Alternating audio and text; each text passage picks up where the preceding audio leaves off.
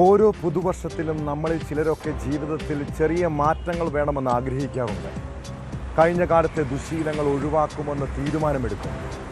മദ്യപാനം, പുകവലി, ലഹരി ഉപയോഗം എന്നിവ മാത്രമല്ല, അനാവശ്യമായ സംസാരങ്ങളും മോശം പെരുമാറ്റങ്ങളും എല്ലാം ഉപേക്ഷിക്കുന്നതിനുണ്ട്. നിങ്ങളിൽ എത്ര പേർ ഇങ്ങനെയുള്ള തീരുമാനങ്ങൾ എടുത്തിട്ടുണ്ട്? ഒരു വ്യക്തി നന്നാകുമ്പോൾ അത് ആ സമൂഹത്തിൽ തന്നെ വലിയ ചലനങ്ങളും മാറ്റങ്ങളും ഉണ്ടാക്കാം. എന്നാൽ നിർഭാഗ്യമെന്ന് പറയട്ടെ, 2026 ആരംഭത്തിൽ തന്നെ ചില ദുഷിച്ച വാർത്തകൾ കേൾക്കേണ്ടി വന്നു. കൊലക്കേസുകൾ, സ്ത്രീകൾക്ക് നേരെയുള്ള അതിക്രമം, പോലീസ് ഭീകരത, കളവും മോഷണവും. ഓരോ വർഷവും കേരളത്തിലെ ക്രൈം നിരക്ക് വർദ്ധിക്കുന്നത് ആശങ്കപ്പെടുത്തുന്ന കാര്യമാണ്. സ്ത്രീകൾക്ക് ഈ നാട്ടിൽ സുരക്ഷിതമായി നടക്കാൻ കഴിയുന്ന കാലം എന്നുണ്ടാകും. വിശദമായി പരിശോധിക്കുകയാണ് പോലീസ് പട്രോൾ. സ്വാഗതം.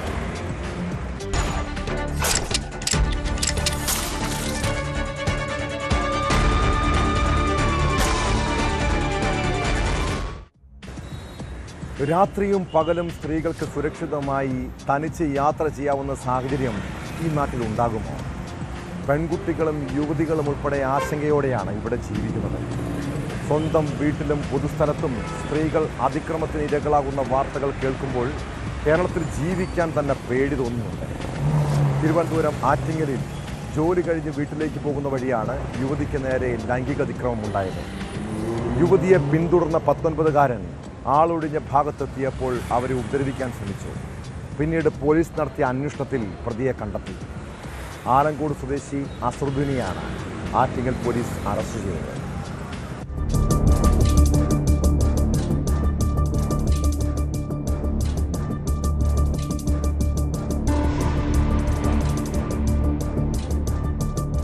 ആറ്റിങ്ങൽ ചാത്തൻപാറയിൽ ജോലി കഴിഞ്ഞ് വീട്ടിലേക്ക് മടങ്ങുന്ന വഴിയിൽ വെച്ച് യുവതിയെ ഉപദ്രവിക്കാൻ ശ്രമിച്ചെന്നാണ് കേസ്.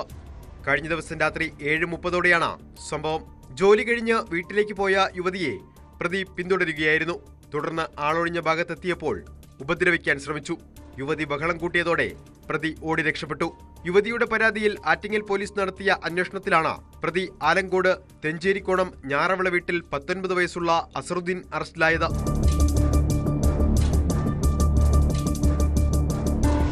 ഈ രാത്രി 7:30 മണിയോടുകൂടി ജോലി കഴിഞ്ഞ് ചാത്തമ്പാറ ജംഗ്ഷനിലിറങ്ങി നടന്നു വന്ന് വീട്ടിലേക്ക് പോകുന്ന വഴിയിൽ പുറകെ ചാത്തമ്പാറ ജംഗ്ഷൻ മുതൽ തന്നെ പുറകെ വന്ന് ആളൊഴിഞ്ഞ ഈ സ്ഥലത്തെത്തിയ സമയം ഈ സ്ത്രീയെ കടന്ന് പിടിക്കുകയാണ് ചെയ്തത്. ഇത് ഈ നാട്ടിലാകെ ഒരു ഭീതി ഉണ്ടാക്കിയ സംഭവമാണ്. ഈ കേസിലെ പ്രതിയും പെരുങ്കുളത്തുള്ള അസറുദ്ദീനെ 19 വയസ്സുള്ള അസറുദ്ദീനെയാണ് ആറ്റിങ്ങൽ പോലീസ് അറസ്റ്റ് ചെയ്തിട്ടുള്ളത്.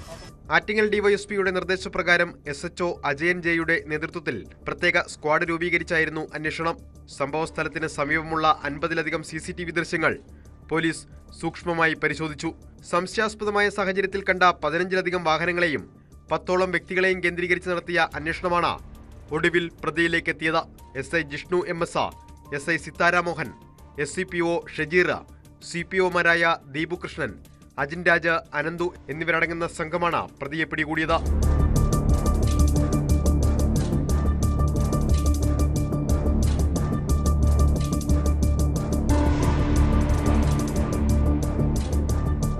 ന്യൂസ് 18 ആറ്റിങ്ങൽ.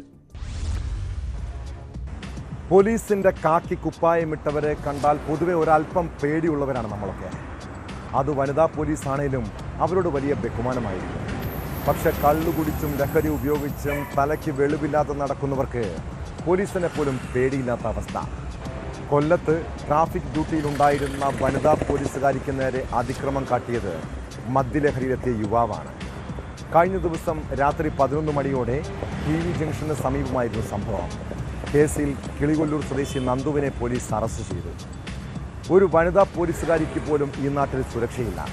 പിന്നെ എങ്ങനെയാകും സാധാരണക്കാരായ സ്ത്രീകളുടെ അവസ്ഥയെന്നത് ആശങ്കപ്പെടുത്തുന്നതാണ്.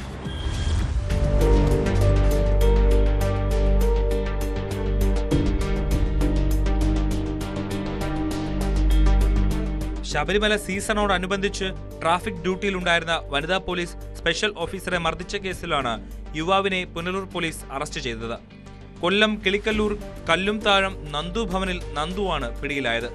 കഴിഞ്ഞ ദിവസം രാത്രി 11 മണിയോടെ TB ജംഗ്ഷന് സമീപമായിരുന്നു സംഭവം.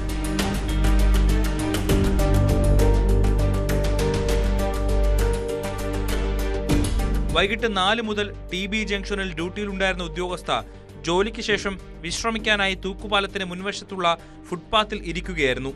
ഈ സമയം വലിയ പാലം വഴി എത്തിയ നന്ദു ഇവരെ മുടിയിൽ പിടിച്ച് വലിക്കുകയും തള്ളി വീഴ്ത്തുകയുമായിരുന്നുവെന്ന് പോലീസ് പറഞ്ഞു. പുനലൂരിൽ നിന്നും ചെന്നൈയിലേക്ക് ട്രെയിൻ കയറാനെത്തിയ ഇയാൾ മദ്യപിച്ച ശേഷമാണ് ആക്രമണം നടത്തിയത്. പ്രതിക്കെതിരെ കിളിക്കൊല്ലൂർ പോലീസ് സ്റ്റേഷനിൽ മാത്രം 7 കേസുകൾ നിലവിലുണ്ടെന്ന് പുനലൂർ CI ജയശങ്കർ അറിയിച്ചു.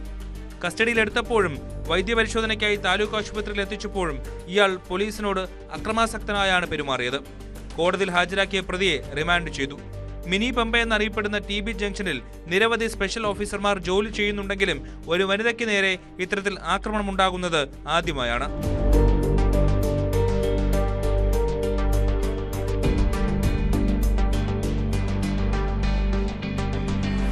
ന്യൂസ് 18 പുനലൂർ. നിങ്ങളുടെ നാട്ടിൽ ഇത്തവണ പുതുവത്സരാഘോഷം എങ്ങനെയുണ്ടായിരുന്നു? സമൂഹ മാധ്യമങ്ങളിലെ ചില ദൃശ്യങ്ങൾ കണ്ടാൽ മനസ്സിലാകും എല്ലാവരും അങ്ങ് അടിച്ചു പൊളിച്ചെന്നല്ലേ. പാട്ടും ഡാൻസും DJ പാർട്ടികളുമൊക്കെയായി ആകെ കളറായിട്ടുണ്ട്. പക്ഷെ ചിലയിടങ്ങളിൽ അനിഷ്ട സംഭവങ്ങൾ ഉണ്ടായെന്നാണ് കേട്ടത്. പത്തനംതിട്ടയിൽ ന്യൂ ഇയർ ആഘോഷത്തിനിടെ പോലീസ് എത്തിയത് വലിയ വിവാദമായിട്ടുണ്ട്. ആഘോഷത്തിനിടയിൽ പോലീസ് DJ കലാകാരനെ മർദ്ദിക്കുകയും ലാപ്ടോപ്പ് തകർക്കുകയും ചെയ്തെന്നാണ് പരാതി. സംഭവത്തിൽ DGP അന്വേഷണത്തിന് ഉത്തരവിട്ടു. എന്താണ് നടന്നതെന്ന് പരിശോധിക്കുമെന്നും വീഴ്ച ഉണ്ടായിട്ടുണ്ടെങ്കിൽ ഉചിതമായ നടപടി സ്വീകരിക്കുമെന്നും DGP വ്യക്തമാക്കി.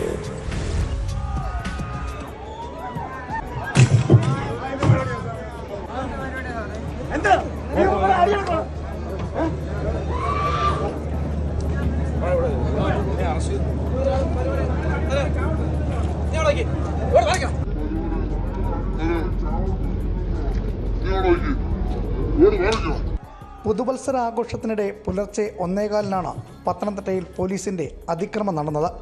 DJ കലാകാരൻ അഭിരാം സുന്ദറിന്റെ DJ പരിപാടി നടക്കുന്നതിനിടയിലായിരുന്നു അതിക്രമം. അഭിരാമിന്റെ ലാപ്ടോപ്പ് പോലീസ് തകർത്തതായാണ് പരാതി. സംഘാടകരും പോലീസും തമ്മിൽ ആദ്യം വാക്കേറ്റവും കയ്യാങ്കളിയും ഉണ്ടാവുകയായിരുന്നു. തുടർന്നുള്ള സംഘർഷത്തിലാണ് പരിപാടിക്ക് ഉപയോഗിക്കുന്ന 1 ലക്ഷം രൂപ വിലയുള്ള ലാപ്ടോപ്പ് തകർത്തത്.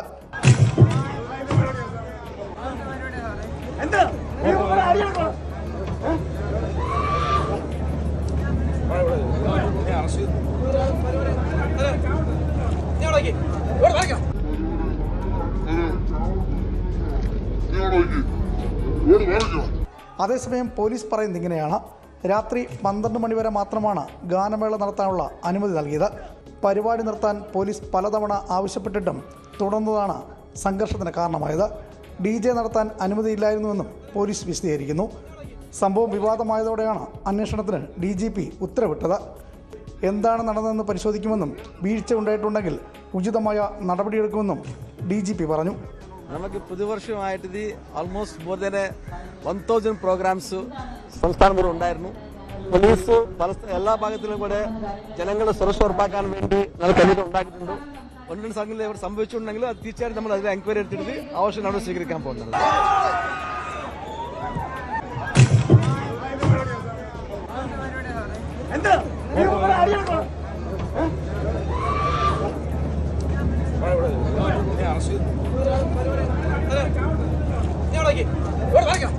ന്യൂസ് 18 പത്തനംതിട്ട.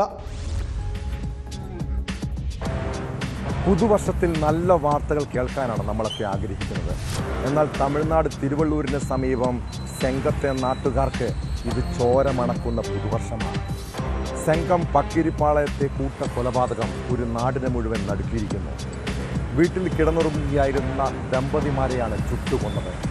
സെങ്കം സ്വദേശികളായ ശക്തിവേൽ, ഭാര്യ അമൃതം എന്നിവരെ കൊലപ്പെടുത്തിയ കേസിൽ പ്രതികൾക്കായി പോലീസ് അന്വേഷണം ഊർജിതമാണ്.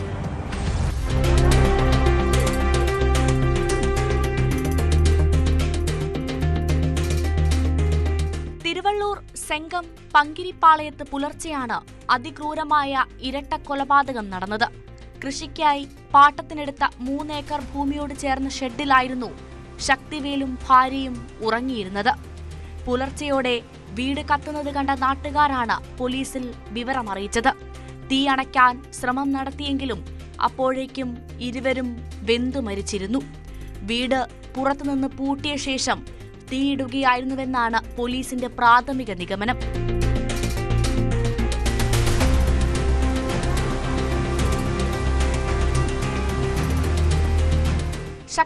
ശക്തിവേലിന്റെ രണ്ടാം ഭാര്യയാണ് അമൃതം. ശക്തിവേലിന്റെ ആദ്യ ഭാര്യയും മക്കളും ബംഗളൂരുവിലാണ്. അമൃതം ഭർത്താവുമായി പിരിഞ്ഞു കഴിയുന്ന ആളാണ്. ഇവർ മാസങ്ങൾക്ക് മുൻപാണ് ശക്തിവേലിനൊപ്പം താമസം തുടങ്ങിയത്. ശക്തിവേലും അമൃതവുമായി ബന്ധപ്പെട്ട ആളുകളെ കേന്ദ്രീകരിച്ചാണ് നിലവിലെ അന്വേഷണം. പ്രതികൾക്കായി അന്വേഷണം ഊർജിതമാക്കിയിട്ടുണ്ട്.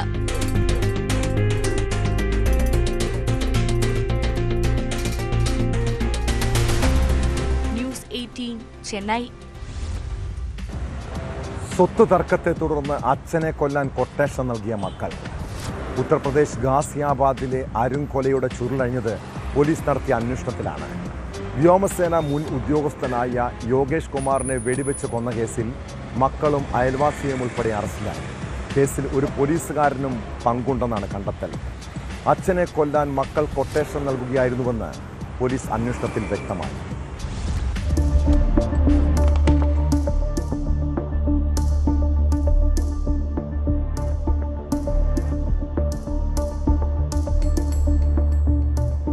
കഴിഞ്ഞ ഡിസംബർ 26 ഉച്ചയ്ക്കാണ് റിട്ടയർഡ് വ്യോമസേന ഉദ്യോഗസ്ഥൻ യോഗേഷ് കുമാർ കൊല്ലപ്പെട്ടത്. ഗാസിയാബാദിലെ അശോക് വിഹാറിന് സമീപത്ത് വെച്ച് ബൈക്കിലെത്തിയ രണ്ടുപേർ യോഗേഷ് കുമാറിന്റെ തലയ്ക്ക് വെടിവെക്കുകയായിരുന്നു. ഗുരുതരമായി പരിക്കേറ്റ യോഗേഷിനെ ഉടൻ ആശുപത്രിയിൽ എത്തിച്ചെങ്കിലും ജീവൻ രക്ഷിക്കാനായില്ല. പോലീസ് നടത്തിയ അന്വേഷണത്തിലാണ് ഞെട്ടിക്കുന്ന കൊലയുടെ ചുരുളഴിഞ്ഞത്. പോലീസ് നടത്തിയ അന്വേഷണത്തിൽ കൊലപാതകത്തിൽ UP പോലീസിലെ ഒരു കോൺസ്റ്റബിളിനും പങ്കുണ്ടെന്ന് കണ്ടെത്തി. യോഗേഷ് കുമാറിന്റെ അയൽവാസിയായ അരവിന്ദ് സിംഗ് ഭാര്യ സഹോദരനായ നവീൻ കുമാറിനൊപ്പമാണ് കൃത്യം നടത്തിയത്. UP പോലീസ് ഉദ്യോഗസ്ഥനാണ് നവീൻ. തുടർന്ന് അറസ്റ്റിലായ അരവിന്ദിനെ ചോദ്യം ചെയ്തപ്പോഴാണ് മക്കളുടെ കൊട്ടേഷൻ സംബന്ധിച്ചുള്ള വിവരങ്ങൾ പുറത്തു വന്നത്. गोली दोनों के द्वारा, दोनों बाइक सवारों के द्वारा एक तमंचे से एक गोली फायर की गई थी और उनके सिर में गोली लगी थी, जिसके कारण उनकी मृत्यु हुई थी। और जैसा कि CCTV फुटेजेस से और भी जानकारी करने से संज्ञान में आई कि उसके बाद ये उस हीरो एक्सट्रीम बाइक जो है उसे फरार हुए। फिर एक सुनसान जगह पर जाके इन्होंने कपड़े बदले और वहां से दूसरी बाइक से फरार हो गए। സ്വത്ത് തർക്കമാണ് കൊട്ടേഷൻ കൊലപാതകത്തിന് കാരണമായത്. മക്കളായ നിതേഷ്, ഗുഡ്ഡു എന്നിവരുമായി യോഗേഷ് സ്വരച്ചേർച്ചയിലായിരുന്നില്ല. മക്കളെ വീട്ടിൽ നിന്ന് പുറത്താക്കാനും ശ്രമിച്ചത് പ്രശ്നം കൂടുതൽ വഷളാക്കി. തുടർന്നാണ് വാടക കൊലയാളികളെ ഏർപ്പാടാക്കി കൊല നടത്താൻ തീരുമാനിച്ചത്. അയൽവാസിയായ അരവിന്ദുമായി 5 ലക്ഷം രൂപയ്ക്ക് കൊട്ടേഷൻ പറഞ്ഞുറപ്പിച്ചതും യോഗേഷിന്റെ മക്കൾ തന്നെയാണ്. അരവിന്ദ് അറസ്റ്റിലായതോടെ നവീനും യോഗേഷിന്റെ മക്കളും സ്ഥലത്തു നിന്ന് മുങ്ങി. ഇവർക്ക് വേണ്ടി പോലീസ് അന്വേഷണം തുടരുകയാണ്. അരവിന്ദിന്റെ പക്കൽ നിന്നും വെടിവെക്കാൻ ഉപയോഗിച്ച തോക്കും പിടിച്ചെടുത്തിട്ടുണ്ട്. ഇയാൾ ക്രിമിനൽ പശ്ചാത്തലമുള്ളയാളാണ്. വ്യോമസേനയിൽ വാറന്റ് ഓഫീസറായിരുന്ന യോഗേഷ് കുമാർ കഴിഞ്ഞ ജൂലൈ 31 വിരമിച്ചത്.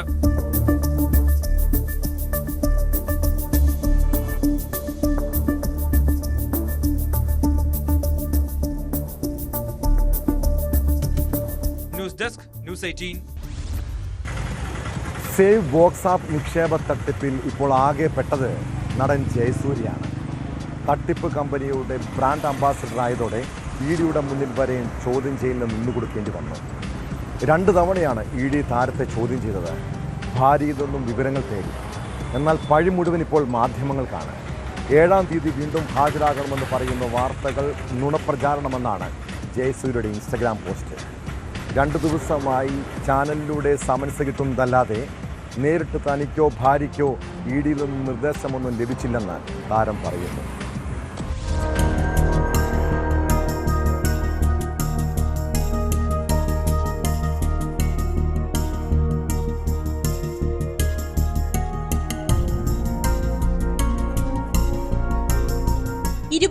നും 29-നും ED സമൻസ് പ്രകാരം ഹാജരായി. എന്നാൽ 7-ാം തീയതി വീണ്ടും ഹാജരാകാനുള്ള സമൻസ് ഇതുവരെയും ലഭിച്ചിട്ടില്ലെന്ന് ജയസൂര്യയുടെ ഇൻസ്റ്റഗ്രാം പോസ്റ്റിൽ പറയുന്നു. പരസ്യാവശ്യങ്ങൾക്കായി സമീപിക്കുന്നവർ നാളെ എന്തൊക്കെ തട്ടിപ്പുകൾ ഒപ്പിക്കുമെന്ന് ഇന്ന് ആർക്കെങ്കിലും ഊഹിക്കുവാൻ സാധിക്കുമോ എന്നും ജയസൂര്യ ചോദിച്ചു.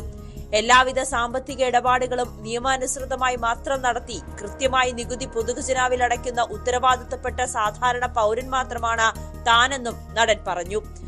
സേവ് ബോക്സ് ആപ്പ് നിക്ഷേപ തട്ടിപ്പ് കേസിൽ 7-ാം തീയതി വീണ്ടും ഹാജരാകണമെന്നാവശ്യപ്പെട്ട നോട്ടീസ് നൽകിയെന്നായിരുന്നു ED വൃത്തങ്ങളിൽ നിന്നും മാധ്യമങ്ങൾക്ക് ലഭിച്ച വിവരം. ഓൺലൈൻ ലേലത്തിലൂടെ ഇലക്ട്രോണിക് ഉപകരണങ്ങൾ കുറഞ്ഞ വിലയ്ക്ക് സ്വന്തമാക്കാമെന്ന പ്രചാരണം നൽകിയാണ് സേവ് ബോക്സ് ആപ്പ് 2019 അവതരിപ്പിച്ചത്. നടൻ ജയസൂര്യയാണ് ബ്രാൻഡ് അംബാസിഡർ. കരാറിന്റെ ഭാഗമായി ജയസൂര്യയ്ക്ക് ലഭിച്ച പണം സ്ഥാപനം നടത്തിയ തട്ടിപ്പിൽ നിന്നുള്ളതാണെന്നാണ് ഇഡിയുടെ നിഗമനം. കൊച്ചി ഇഡി ഓഫീസിൽ വിളിച്ചു വരുത്തിയായിരുന്നു ജയസൂര്യയെയും ഭാര്യ സരിതയെയും ചോദ്യം ചെയ്തത്. സ്ഥാപന ഉടമ സാത്തിക് റഹീമിന്റെ സിനിമാ ബന്ധങ്ങളിലും ഇഡിയുടെ കൂടുതൽ പരിശോധനയുണ്ടാകും. പല പുതിയ തലമുറ സിനിമാ താരങ്ങളും ഇയാളുടെ ബിസിനസ് പ്രൊമോഷൻ പരിപാടികളിലായി സഹകരിച്ചിട്ടുണ്ടെന്നാണ് വിവരം. ഇവർക്ക് പണം നൽകിയത് എങ്ങനെയാണെന്നും ഏത് രീതിയിലുള്ള സഹകരണമാണ് കമ്പനിയുമായി ഇവർ നടത്തിയതെന്നുമാണ് ഇഡി പരിശോധിക്കുന്നത്.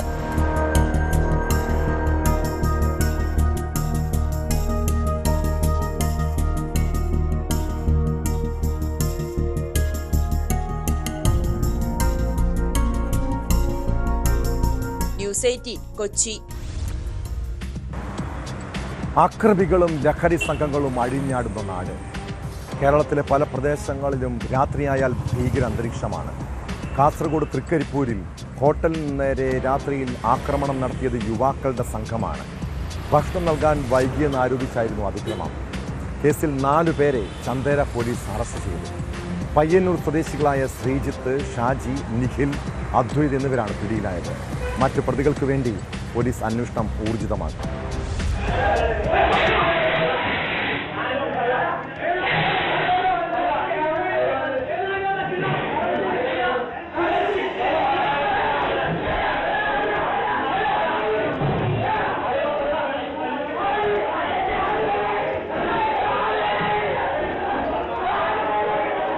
ഭക്ഷണം നൽകാൻ വൈകിയെന്നാരോപിച്ച് ഹോട്ടലിൽ അതിക്രമം നടത്തുകയും പോലീസ് കസ്റ്റഡിയിലെടുത്ത് വിട്ടയച്ച ശേഷം സംഘം ചേർന്ന് ആക്രമണം നടത്തുകയും ചെയ്ത സംഭവത്തിൽ 4 പേരെയാണ് ചന്ദേര പോലീസ് അറസ്റ്റ് ചെയ്തത്. പയ്യന്നൂർ കാര സ്വദേശികളായ ശ്രീജിത്ത്, ഷാജി, നിഖിൽ, അദ്വൈത് എന്നിവരെയാണ് ജാമ്യമില്ലാ വകുപ്പുകൾ ചുമത്തി പോലീസ് അറസ്റ്റ് ചെയ്തിരിക്കുന്നത്. നിയമവിരുദ്ധമായി സംഘം ചേരൽ, കലാപം, അന്യായമായി തടഞ്ഞുവെക്കൽ തുടങ്ങി 50ഓളം വകുപ്പുകളാണ് ഇവർക്കെതിരെ ചുമത്തിയിട്ടുള്ളത്. ഹോട്ടൽ ജീവനക്കാരൻ പശ്ചിമ ബംഗാൾ സ്വദേശി ബിട്ടു അലിയുടെ പരാതിയിൽ കണ്ടാൽ തിരിച്ചറിയാവുന്ന 19 പേർക്കെതിരെ പോലീസ് കേസെടുത്തിരുന്നു. മറ്റു പ്രതികൾക്കായി അന്വേഷണം ഊർജിതമാക്കി.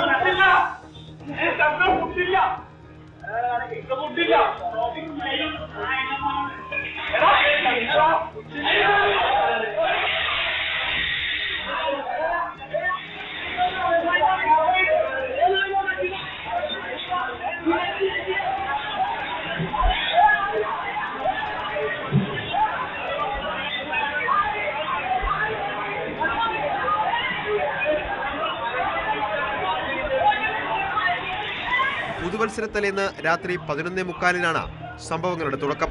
ഭക്ഷണം കാത്തിരുന്ന അക്ഷമരായ പ്രതികൾ ഹോട്ടലിലെ പ്ലേറ്റും ഗ്ലാസും തല്ലിപ്പൊളിക്കുകയായിരുന്നു. ഹോട്ടൽ ഉടമയുടെ പരാതിയിൽ പോലീസ് എത്തി കസ്റ്റഡിയിലെടുത്ത് വിട്ടയച്ച ശേഷമാണ് ഇവർ കൂടുതൽ ആളുകളുമായി എത്തി ഹോട്ടലിന് നേരെ ആക്രമണം നടത്തിയത്.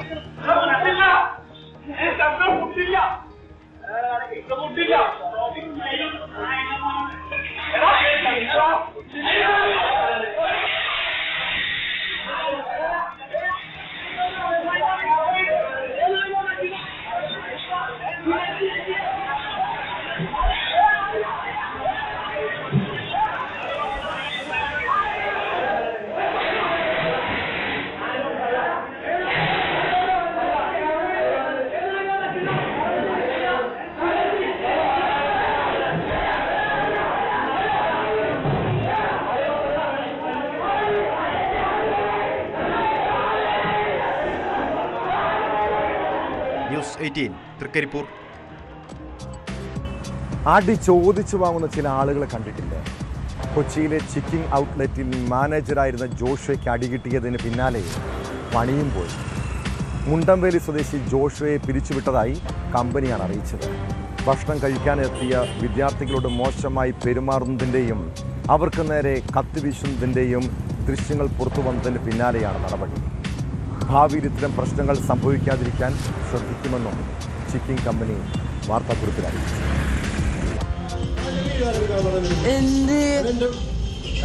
ഞാൻ ഇപ്പൊ എടുക്കാൻ തുടങ്ങിയത്. ഇപ്പോ എത്ര നേരം ഞാൻ എടുത്തിട്ടില്ല. പുറത്തേക്ക് വരില്ല, ഇവിടെ നിന്ന് സംസാരിക്ക്.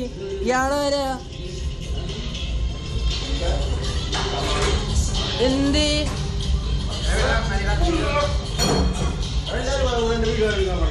ഞങ്ങളുടെ അടുത്ത് ഇങ്ങനെ ദേഷ്യം കയറി വരും. ബർഗറിൽ ചിക്കൻ സ്ട്രിപ്പിന്റെ അളവ് കുറഞ്ഞതിനെ ചൊല്ലിയുണ്ടായ തർക്കത്തിനിടെ മോശമായി പെരുമാറിയതിനാണ് മാനേജർ മുണ്ടംവേലി സ്വദേശി ജോഷ്വയെ ജോലിയിൽ നിന്ന് പിരിച്ചുവിട്ടത്.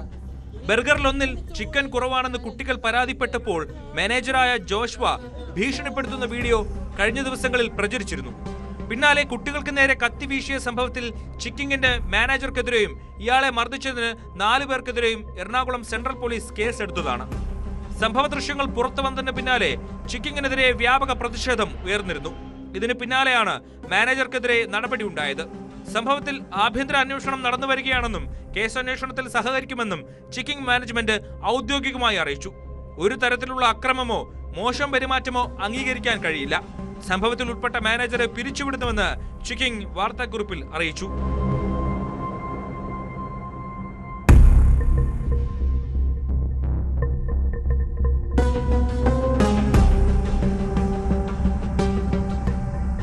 എറണാകുളം മഹാരാജാസ് കോളേജ് ഗ്രൗണ്ടിൽ നടന്ന CBSE സ്കൂൾ കായികമേളയിൽ പങ്കെടുക്കാനെത്തിയ 4 കുട്ടികൾ ചിക്കിങ്ങിന്റെ ഔട്ട്ലെറ്റിൽ ഭക്ഷണം കഴിക്കാനെത്തിയപ്പോഴായിരുന്നു സംഭവം.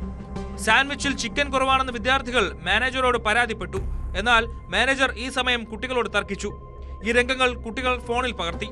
ഇത് ഇയാൾ തടഞ്ഞതിന് പിന്നാലെ വിദ്യാർത്ഥികൾ സഹോദരങ്ങളെ വിളിച്ചു വരുത്തി. അതോടെ തർക്കം കൂടുതൽ രൂക്ഷമാവുകയും തുടർന്ന് മാനേജർ അടുക്കളയിൽ നിന്ന് കത്തിയുമായി പുറത്തേക്ക് വരികയുമായിരുന്നു. എല്ലാവരും ചേർന്ന് മാനേജറുടെ കയ്യിൽ നിന്ന് കത്തി പിടിച്ചു വാങ്ങി അയാളെ മർദ്ദിച്ചു. ഇതിന്റെ ദൃശ്യങ്ങൾ ഉൾപ്പെടെയാണ് കഴിഞ്ഞ ദിവസം പുറത്തു വന്നത്. ഞാൻ ഇപ്പൊ എടുക്കാൻ തുടങ്ങിയത്. ഇപ്പോ എത്ര നേരം ഞാൻ എടുത്തിട്ടില്ല. പുറത്തേക്ക് വരില്ല, ഇവിടെ നിന്ന് സംസാരിക്ക്. ഇയാളാരാ? എന്ത്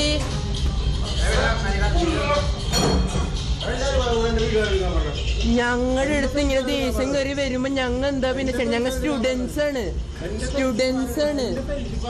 ഞാൻ ഇപ്പോഴാണ് എടുത്തത്. ഇപ്പൊ ചൂടായിട്ട് കയറി വരുമ്പോ ഞാൻ എടുത്തത്. ഞാൻ ഇത്ര നേരം ഞാൻ ഒന്നും ചെയ്തിട്ടില്ല. പിന്നെ ചൂടായി വരുമ്പോ ഞാൻ എന്താ കാണിക്കണ്ടേ? ഞാൻ എടുക്കും.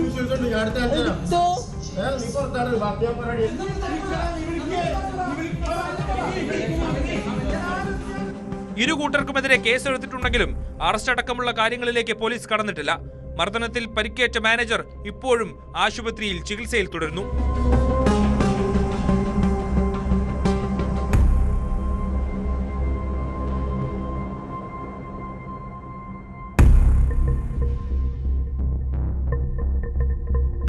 ന്യൂസ് 18 കൊച്ചി. ശബരിമല സ്വർണ്ണക്കൊള്ള കേസ് അന്വേഷിക്കാൻ CBI എത്തുമോ?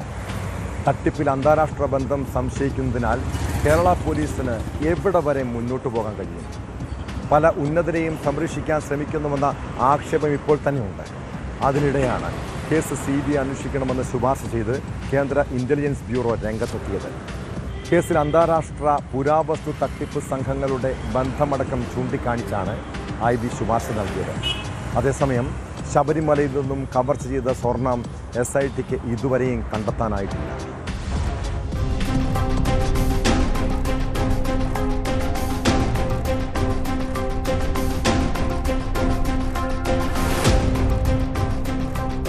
ശബരിമല സ്വർണ്ണക്കൊള്ളയിൽ അന്താരാഷ്ട്ര പുരാവസ്തു തട്ടിപ്പ് സംഘങ്ങളുടെ പങ്കുണ്ടെന്ന സൂചനയുടെ അടിസ്ഥാനത്തിലാണ് കേസിൽ CBI അന്വേഷണം വേണമെന്ന ശുപാർശ കേന്ദ്ര ഇന്റലിജൻസ് ബ്യൂറോ നൽകിയത്.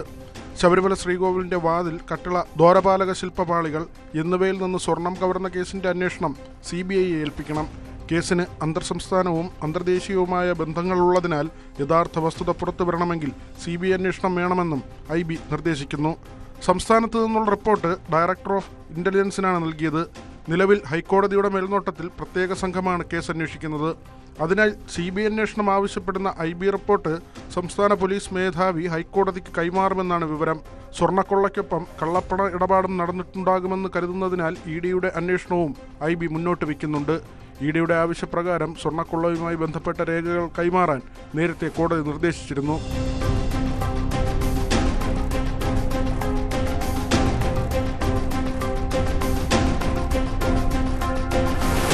ശബരിമല കേസിലെ അന്താരാഷ്ട്ര മാനങ്ങളെക്കുറിച്ച് ഹൈക്കോടതി പ്രകടിപ്പിച്ച ആശങ്കയുടെ അടിസ്ഥാനത്തിലാണ് IB പ്രാഥമിക വിവരശേഖരണത്തിന് തയ്യാറായത്. ശബരിമല ശ്രീകോവിലിൽ നിന്ന് 2019 ഇളക്കിക്കൊണ്ടുപോയ സ്വർണ്ണപ്പാളികൾക്ക് എന്തു സംഭവിച്ചു എന്നതിൽ അന്വേഷണം തുടങ്ങി 3 മാസമായിട്ടും പ്രത്യേക സംഘത്തിന് കൂടുതൽ തെളിവുകൾ കണ്ടെത്താനായിട്ടില്ല. പാളികളിൽ നിന്ന് സ്വർണം വേർതിരിച്ചെടുത്ത് വിറ്റോ അതോ പാളികൾ അതേപടി പുരാവസ്തു കള്ളക്കടത്ത് സംഘത്തിന് വിറ്റോ എന്നതിലൊക്കെയാണ് അന്വേഷണം തുടരുന്നത്. SIT കഴിഞ്ഞ ദിവസം സ്മാർട്ട് ക്രിയേഷൻ ഉടമ പങ്കജ് ഭണ്ഡാരിയെയും ബെല്ലാരിയിലെ ജുവലറി ഉടമ ഗോവർദ്ധനെയും ഒരുമിച്ചിരുത്തി ചോദ്യം ചെയ്തെങ്കിലും കൂടുതൽ വിവരങ്ങൾ ഇവരിൽ നിന്ന് ലഭ്യമായിട്ടില്ല.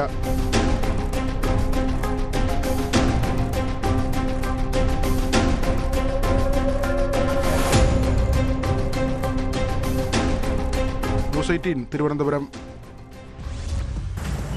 വിവാഹം കഴിഞ്ഞ നാൾ മുതൽ ദുരിതം അനുഭവിക്കാൻ തുടങ്ങിയതാണ് ഹസീന. ആദ്യം ഭർത്താവിൻ്റെ സംശയരോഗം, പിന്നീട് കുട്ടിയുടെ പിതൃത്വത്തെ ചൊല്ലിയുള്ള പീഡനം, നിറം കുറവെന്നും വിദ്യാഭ്യാസ യോഗ്യത പോരെന്നും പറഞ്ഞ അധിക്ഷേപം, ഒടുവിൽ മുത്തലാഖ് ചൊല്ലി വിവാഹമോചനം. എന്നാൽ മുത്തലാഖിനെതിരെ യുവതി നിയമ പോരാട്ടം നടത്തി. ഒടുവിൽ കോടതിയിൽ നിന്ന് അനുകൂല വിധിയും നേടി. പക്ഷേ ഭർത്താവും വീട്ടുകാരും ഹസീനയെയും കുട്ടിയെയും സ്വീകരിക്കാൻ തയ്യാറല്ല. അതോടെ ഹസീന 9 വയസ്സുള്ള മകനെയും കുട്ടി സമര പോരാട്ടത്തിലാണ്. കോഴിക്കോട് ഫറോക്കിലെ ഭർത്തൃവീടിൻ്റെ വരാന്തയിൽ താമസിച്ചാണ് കഴിഞ്ഞ 9 ദിവസമായി നീതിക്ക് വേണ്ടി അവർ പോരാടുന്നത്.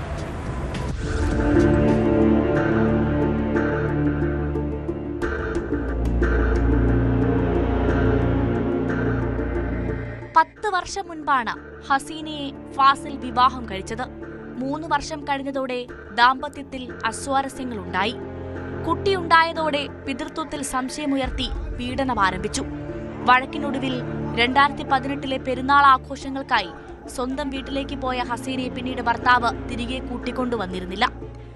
നിറം കുറവാണെന്നും വിദ്യാഭ്യാസ യോഗ്യത പോരെന്നും പറഞ്ഞാണ് ഭർത്താവ് തന്നെ മാറ്റി നിർത്തുന്നതെന്ന് ഹസീന ആരോപിക്കുന്നു. ഒത്തുതീർപ്പ് ചർച്ചകൾ പുരോഗമിക്കുന്നതിനിടെ ഫാസിൽ മറ്റൊരു വിവാഹവും കഴിച്ചു. ഭർത്താവ് വേറെ വിവാഹം കഴിച്ച് അതിലൊരു കുഞ്ഞുണ്ട്, സുഖമായി ജീവിക്കാണ്. എനിക്കൊരു 9 വയസ്സായ കുഞ്ഞുണ്ട്. ഭർത്താവ് പറയണത് മാനസികമാണെന്നാണ്. ഈ മാനസികം ഉള്ള പെണ്ണാണെങ്കിൽ എനിക്ക് അത് തെളിയിച്ചു തരാം ഭർത്താവ്. എല്ലാന്നുണ്ടെങ്കിൽ എൻ്റെ എടുത്ത സാധനങ്ങൾ ഭർത്താവ് വെക്കുക. അത് രണ്ടും ഭർത്താവ് ചെയ്യുന്നില്ല. തലാക്ക് ചെല്ലിയ ഭർത്താവിന് എനിക്ക് വേണ്ടാന്ന് അറിഞ്ഞുകൊണ്ടാണ് തലാക്ക് ചെല്ലിയത്. എനിക്ക് ഭർത്താവിൻ്റെ കൂടെ മുന്നോട്ട് ജീവിക്കാൻ കഴിയില്ല അറിഞ്ഞുകൊണ്ട് തലാക്ക് ചെല്ലണമെന്ന് നിയമപരമല്ല. നമുക്കൊരു നീതി കിട്ടണം ഇതിന് എത്രയും പെട്ടെന്ന്. ഭർത്താവ് തലാക്ക് ചൊല്ലിയെന്ന് അവകാശപ്പെടുന്നുണ്ടെങ്കിലും നിയമപരമായ വിവാഹമോചനം നടന്നിട്ടില്ലെന്ന് ഹസീന പറഞ്ഞു. ദീർഘനാൾ നീണ്ട വ്യവഹാരങ്ങൾക്കൊടുവിൽ ഭർത്താവിന്റെ കൂടെ താമസിക്കാൻ കോടതി വിധിച്ചു. ഉത്തരവുമായി ഹസീനയും മകനും വീട്ടിലെത്തിയെങ്കിലും ഭർത്താവും വീട്ടുകാരും വീട് പൂട്ടി സ്ഥലം വിട്ടു. വീട്ടിലെ വൈദ്യുതിയും കുടിവെള്ള ബന്ധവും വിച്ഛേദിക്കപ്പെട്ട അവസ്ഥയിലാണ്. പ്രാഥമിക കൃത്യങ്ങൾ പോലും നിർവഹിക്കാൻ കഴിയാത്ത അവസ്ഥയിലാണെന്ന് ഹസീന പറയുന്നു. ഓരോ കൂടെ ജീവിക്കാനുള്ള ഓർഡർമേലാണ് ഇപ്പൊ ഞാൻ ഇവിടെ വന്ന് നിൽക്കുന്നത്. അവര് മുങ്ങി നിൽക്കുകയാണ്. ഇപ്പോൾ വന്നപ്പോൾ ഉപ്പ ഉണ്ടേനി. ഉപ്പ പറഞ്ഞ് എന്തേ വന്നെന്ന് ചോദിച്ചു. ഞാൻ പറഞ്ഞ് നിൽക്കാൻ വന്നാണെന്ന്. അന്നവിടെ നിന്നോന്നും പറഞ്ഞ് ഉപ്പ ഭയം വാതിലടച്ചു. അത് അത്ര ഇവിടെ നിൽക്കുകയാണ്. അന്ന് തൊട്ട് ഇവിടെ നിൽക്കുന്നുണ്ട്. ഭർത്താവിനൊപ്പം താമസിക്കാനുള്ള കോടതി ഉത്തരവ് ഹസീനയുടെ പക്കലുണ്ടെങ്കിലും വീട് പൂട്ടി ഭർത്താവ് മാറി നിൽക്കുന്നതിനാൽ പോലീസിനും ഇടപെടാൻ കഴിയാത്ത സാഹചര്യമാണ്. VP സുഹ്റയുടെ നേതൃത്വത്തിൽ സാമൂഹ്യ പ്രവർത്തകർ സ്ഥലത്തെത്തിയെങ്കിലും വീടിനുള്ളിൽ പ്രവേശിക്കാൻ കഴിഞ്ഞില്ല. 8 ദിവസമായി അവിടെ ഇരിക്കുന്നു. ഞാൻ ഒരു തവണ വന്നു പോയ അന്ന് ഇവിടുത്തെ അവസ്ഥകളെല്ലാം കണ്ടിട്ട് ഞാൻ അന്നെ പള്ളി കമ്മിറ്റിയിൽ വിളിച്ചു, പോലീസ് സ്റ്റേഷനിലൊക്കെ വിളിച്ചുള്ള കാര്യങ്ങളൊക്കെ അറിഞ്ഞതാ. അപ്പൊ ഇനി എന്താ ചെയ്യണ്ടെന്നുള്ളത് നമുക്കിപ്പോ ഇവരെ കയറ്റി കൊടുക്കാന്നുള്ളതാണ് നമ്മുടെ ലക്ഷ്യം. പക്ഷെ അവരതിന് വില്ലിങ് ആവുന്നില്ല. കാരണം അവർക്ക് ആളുകളെ വലിയ വേറെന്തെങ്കിലും കട്ടെന്ന് പറഞ്ഞുള്ള കേസ് വരുമെന്നുള്ള ഭയമാണ് അവർക്കുള്ളത്. പക്ഷെ അതുകൊണ്ട് കാര്യമില്ലല്ലോ. ഒരു പെൺകുട്ടിന്റെ കരച്ചിലാണ് നമ്മളിവിടെ കാണുന്നത്. എന്ത് സങ്കടമാണിത്. മുത്തലാക്ക് നിർത്തി ശരിയായി, പക്ഷെ അതിന് പകരം 3 മാസം കൊണ്ട് 3 തലാക്ക് എഴുതാനുള്ള ഒരു നിയമം ഇവിടെ ഉണ്ട്. വിവാഹ സമയത്ത് നൽകിയ 42 പവൻ സ്വർണവും 1 ലക്ഷം രൂപയും മടക്കി നൽകണമെന്നാണ് ഹസീനയും കുടുംബവും ആവശ്യപ്പെടുന്നത്. 25 ലക്ഷം രൂപ വരെ നൽകാമെന്ന് പോലീസുമായി നടത്തിയ ചർച്ചയിൽ ഫാസിലിന്റെ കുടുംബം സമ്മതിച്ചിരുന്നു. എന്നാൽ സ്വർണവും പണവും സംബന്ധിച്ച ഫസീനയുടെയും കുടുംബത്തിന്റെയും ആരോപണം അടിസ്ഥാനരഹിതമാണെന്നാണ് ഫാസിലിന്റെ കുടുംബം പറയുന്നത്.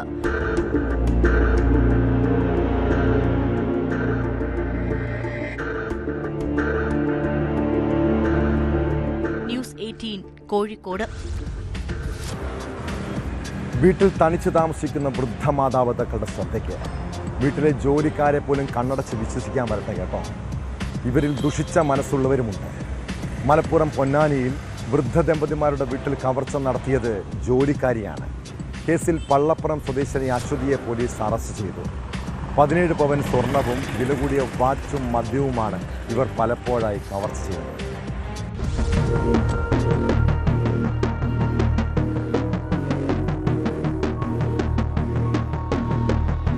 പൊന്നാനിയിലെ വീട്ടിൽ നിന്ന് 17 പവൻ സ്വർണം കവർച്ച ചെയ്ത കേസിലാണ് വീട്ടുജോലിക്കാരി അറസ്റ്റിലായത്. പള്ളപ്രം കക്കൂങ്ങൽ സ്വദേശി അശ്വതിയെയാണ് പൊന്നാനി പോലീസ് അറസ്റ്റ് ചെയ്തത്. പൊന്നാനി വിജയമാത കോൺവെന്റ് സ്കൂളിന് സമീപം താമസിക്കുന്ന വയോധിക ദമ്പതിമാരാണ് കവർച്ചയ്ക്കിരയായത്.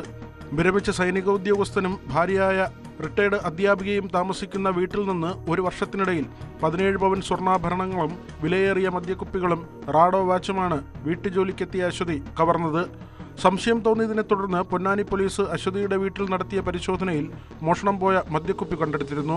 തുടർന്ന് അശ്വതിയെ കസ്റ്റഡിയിലെടുത്ത് ശാസ്ത്രീയമായ രീതിയിൽ തെളിവുകൾ വെച്ച് ചോദ്യം ചെയ്തതോടെ പ്രതി കുറ്റം സമ്മതിച്ചു.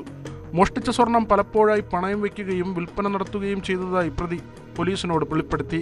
പൊന്നാനി കോടതിയിൽ ഹാജരാക്കി റിമാൻഡ് ചെയ്ത പ്രതിയെ മഞ്ചേരി വനിതാ ജയിലിലേക്ക് മാറ്റി.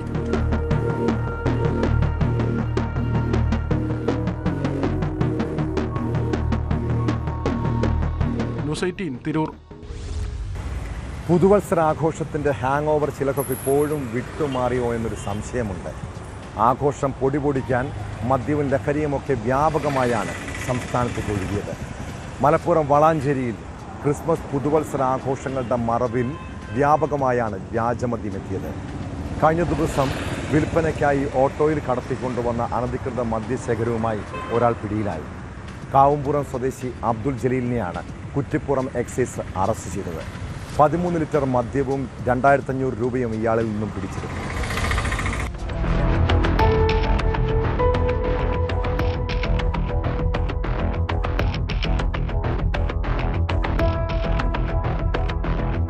പുതുവർഷ ദിനത്തിൽ ന്യൂ ഇയർ സ്പെഷ്യൽ ഡ്രൈവിന്റെ ഭാഗമായി വളാഞ്ചേരി കാവുംപുറം ആദവനാട് റോഡിൽ എക്സൈസ് നടത്തിയ വാഹന പരിശോധനയിലാണ് ഓട്ടോറിക്ഷയിൽ കടത്തിയ അനധികൃത മദ്യശേഖരം പിടികൂടിയത്.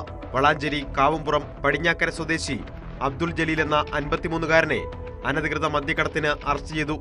13 ലിറ്റർ ഇന്ത്യൻ നിർമ്മിത വിദേശ മദ്യമാണ് ജലീലിൽ നിന്ന് പിടികൂടിയത്.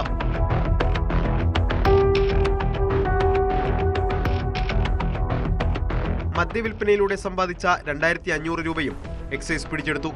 Malappuram excise intelligence assistant inspector പ്രകേഷിന് ലഭിച്ച രഹസ്യവിവരത്തിന്റെ അടിസ്ഥാനത്തിലായിരുന്നു പരിശോധന. പ്രതിയെ കോടതിയിൽ ഹാജരാക്കി റിമാൻഡ് ചെയ്തു.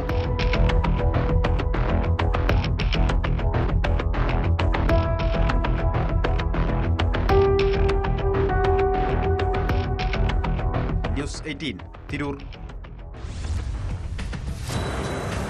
ആരോഗ്യരംഗത്ത് നമ്പർ 1 കേരളം. പക്ഷേ ഇന്ന് ഈ നാട്ടിൽ മികച്ച ചികിത്സ നൽകുന്ന എത്ര ആശുപത്രികളുണ്ട്? പലരും കച്ചവട താല്പര്യത്തോടെയാണ് പ്രവർത്തിക്കുന്നത്.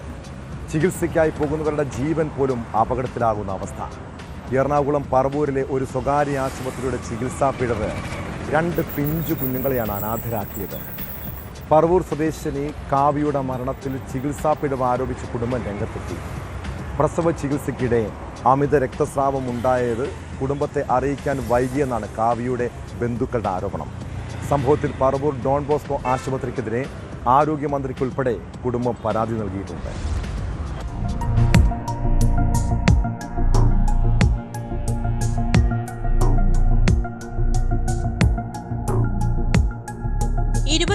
ാം തീയതിയാണ് രണ്ടാമത്തെ പ്രസവത്തിനായി കാവ്യമോളെ ഡോൺ ബോസ്കോ ആശുപത്രിയിൽ പ്രവേശിപ്പിച്ചത്. 24-ാം തീയതി കാവ്യ പ്രസവിച്ചു. തുടർന്ന് അമിത രക്തസ്രാവമുണ്ടായി. പിന്നാലെ ഗർഭപാത്രം നീക്കം ചെയ്തു. വൈകിട്ട് 4 മണിയോടെ യുവതിക്ക് ഹൃദയാഘാതം സംഭവിച്ചതായി ആശുപത്രി അധികൃതർ ബന്ധുക്കളെ അറിയിച്ചു. വെന്റിലേറ്റർ സൗകര്യമുള്ള ആശുപത്രിയിലേക്ക് മാറ്റിയെങ്കിലും 31-ന് കാവ്യയുടെ മരണം സ്ഥിരീകരിച്ചു. ഞങ്ങൾക്ക് കൃത്യസമയത്ത് കുട്ടിക്ക് വേണ്ടതായ എന്താണ് അവിടെ സംഭവിച്ചിരിക്കുന്നതെന്നോ അതിന്റെ ഗൗരവം എന്താണെന്ന് ഞങ്ങളെ ബോധ്യപ്പെടുത്തിയിട്ടില്ല. അവരവിടെ വെച്ച് കുട്ടിയെ ചികിത്സിച്ച് വഷളാക്കി വളരെ ഗുരുതരാവസ്ഥയിലാണ് ഞങ്ങൾക്ക് ഇവിടുന്ന് ഷിഫ്റ്റ് ചെയ്യാനൊരു സാഹചര്യം ഉണ്ടാക്കി തന്നത്. 1-2 പ്രാവശ്യം ഞങ്ങൾ ചെന്ന് ചോദിച്ചിട്ട് പോലും നിരീക്ഷണത്തിലാണ്, കുഴപ്പമൊന്നുമില്ല, ഇവിടുന്ന് ഈ അവസ്ഥയിൽ നിങ്ങൾ അങ്ങോട്ട് കൊണ്ടുപോകണ്ട എന്നുള്ളൊരു മറുപടിയാണ് അവരിൽ നിന്ന് കിട്ടിയത്. പിന്നീട് ഞങ്ങൾ ഒരു 7 മണിയോടുകൂടി, ഏകദേശം 7 മണിയോടുകൂടി അവർ ആസ്റ്ററിലേക്ക് കോണ്ടാക്ട് ചെയ്തിട്ട് എല്ലാം റെഡിയാക്കി വെച്ചുകൊണ്ടാണ് ഞങ്ങൾ ചോദിക്കുന്നത്. അപ്പോൾ അത്രയും ഗൗരവമായ ഒരു അവസ്ഥ അവർക്കറിയാമായിരുന്നിട്ട് ഞങ്ങളോടത് പറഞ്ഞിട്ടുണ്ടായിരുന്നില്ല.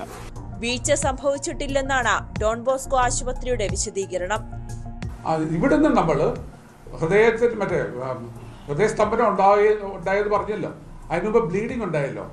ഈ രണ്ടവസ്ഥയെല്ലാം നമ്മൾ ഇവിടുന്ന് റിസസിറ്റേറ്റ് ചെയ്ത് ആണ് രോഗിയെ ഇവിടുന്ന് പോകുമ്പോൾ എല്ലാം നോർമലായിട്ടാണ് നമ്മൾ അങ്ങോട്ട് വിട്ടത്.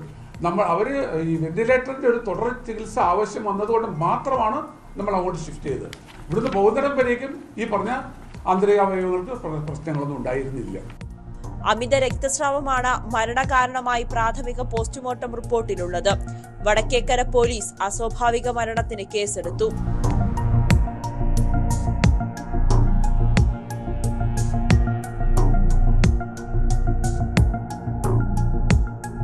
ന്യൂസ് 18 കൊച്ചി. കുറ്റകൃത്യങ്ങളുടെ മറ്റു ചില വാർത്തകൾ ചുരുക്കത്തിൽ. നടൻ സിദ്ധാർത്ഥ് പ്രഭുവിന്റെ വാഹനമിടിച്ചു പരിക്കേറ്റയാൾ മരിച്ച സംഭവത്തിൽ മനഃപൂർവ്വമല്ലാത്ത നരഹത്യാ വകുപ്പ് ചുമത്തി പോലീസ്. ബുധനാഴ്ച രാത്രി MC റോഡിൽ കോട്ടയം നാട്ടകത്തുണ്ടായ അപകടത്തിൽ തമിഴ്നാട് സ്വദേശി തങ്കരാജാണ് മരിച്ചത്. ഇടുക്കിയിൽ ഗൃഹനാഥൻ പെട്രോൾ ഒഴിച്ച് തീ കൊളുത്തി മരിച്ചു. പെരിഞ്ചാൻകുട്ടി സ്വദേശി വെളുത്തപ്പാറക്കൽ ജോണിയാണ് മരിച്ചത്. പട്ടാമ്പിൽ ട്രെയിൻ തട്ടി തിരുവേഗപ്പുറ കൈപ്പുറം സ്വദേശിയായ വ്യാപാരി മരിച്ച സംഭവം ആത്മഹത്യയെന്ന നിഗമനത്തിൽ പോലീസ്. വെസ്റ്റ് കൈപ്പുറത്ത് ഫാൻസി ഷോപ്പ് ഉടമയായ AT ഹുസൈനാണ് മരിച്ചത്. ഒരു രോഗം വന്നാൽ സാധാരണ നമ്മൾ എന്താ ചെയ്യുക? ആശുപത്രിയിൽ പോകും, ഡോക്ടറെ കാണും, കിട്ടാവുന്നതിൽ വെച്ച് ഏറ്റവും നല്ല ചികിത്സ തേടുമല്ലേ? എന്നാൽ ചികിത്സിച്ചിട്ടും അസുഖം മാറിയില്ലെങ്കിലോ? ചിലരത് വിധിയാണെന്ന് പറഞ്ഞ് വിലപിക്കും. വിശ്വാസികളായിട്ടുള്ള മനുഷ്യർ ക്ഷേത്രങ്ങളിലും പള്ളികളിലും പോയി വഴിപാട് നടത്തുകയും പ്രാർത്ഥിക്കുകയും ചെയ്യും. എന്നാൽ അന്ധവിശ്വാസികളായ ചില ആളുകളുണ്ട്. വയനാട് മേപ്പാടിയിലെ ഒരു കുടുംബം മകളുടെ അസുഖം മാറാനായി സമീപിച്ചത് ഒരു ആത്മീയ തട്ടിപ്പുകാരൻ്റെ അടുത്താണ്. അയാൾ ആത്മീയ ചികിത്സ നടത്തി അസുഖം മാറ്റാമെന്ന് വിശ്വസിപ്പിച്ച് യുവതിയെ ബലാത്സംഗം ചെയ്തു. കോട്ടപ്പടിയിലെ ഹോം സ്റ്റേയിൽ എത്തിച്ച് പീഡിപ്പിക്കുകയും പുറത്തു പറഞ്ഞാൽ കൊല്ലുമെന്ന് ഭീഷണിപ്പെടുത്തുകയും ചെയ്തെന്നാണ് പരാതി. കേസിൽ നിരവധി കേസുകളിൽ പ്രതിയായ അബ്ദുറഹ്മാനെ പോലീസ് അറസ്റ്റ് ചെയ്തു. വിശ്വാസമൊക്കെ നല്ലതാണ്, എന്നാൽ അന്ധവിശ്വാസം ഇതുപോലുള്ള അപകടത്തിൽ ചാടിക്കുമെന്ന് ഓർത്താൽ നല്ലത്. ഇതോടെ പോലീസ് പട്രോൾ പൂർണ്ണമാകും.